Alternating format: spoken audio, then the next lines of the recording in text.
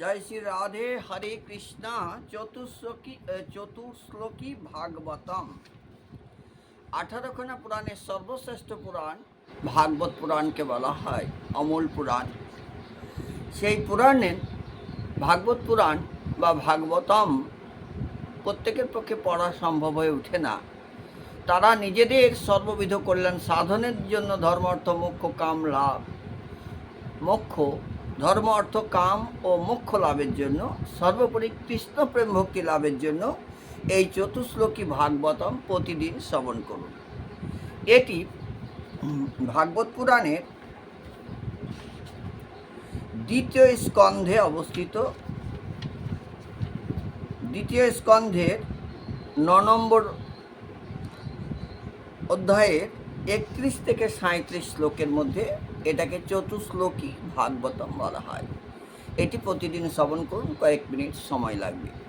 শ্রী ভগবান বললেন, হে চতুরানন, আমার যে জ্ঞান পরম গুহ্য, বিজ্ঞান দ্বারা যুক্ত বা অনুভব দ্বারা যুক্ত, ভক্তি সমন্বিত তাকে এবং তার সাধনের কথা আমি বলছি, শোনো। আমার যত স্বরূপ আছে, আমার যেরূপ সত্তা এবং আমার যা রূপ গুণ কর্ম আছে, আমার কৃপায় তোমার সেইরূপ তত্ত্বজ্ঞান হোক। সৃষ্টির পূর্বে কেবল আমিই ছিলাম। আমি ছাড়া যে স্থূল সূক্ষ্ম বা প্রকৃতি, এগুলোর কিছুই ছিল না। সৃষ্টির পরেও আমিই ছিলাম। এই দৃশ্যমান জগৎও আমি। প্রলয়কালে যা বাকি থাকে তাও আমি।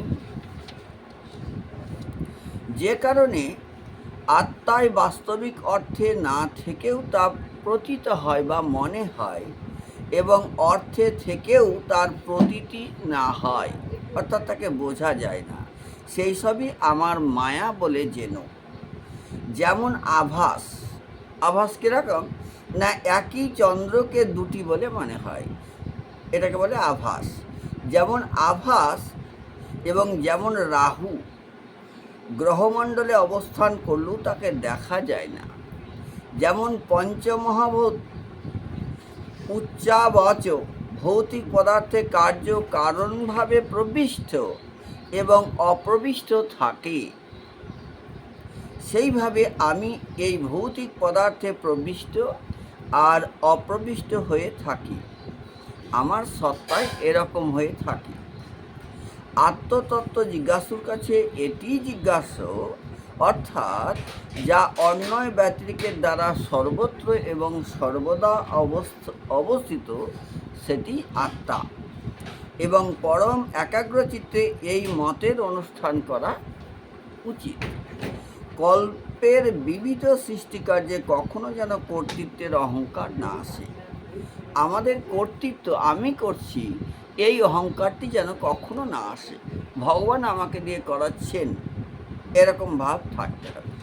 ইতি শ্রীমদ্ ভাগবতে মহাপুরাণে অষ্টাদশ অধ্যায়ং সংহিতায়া বৈশায়সিকং দ্বিতীয় স্কন্ধে ভগবত ব্রহ্ম সংবাদে চতুশ্লোকী ভাগবতম সমাপ্তম।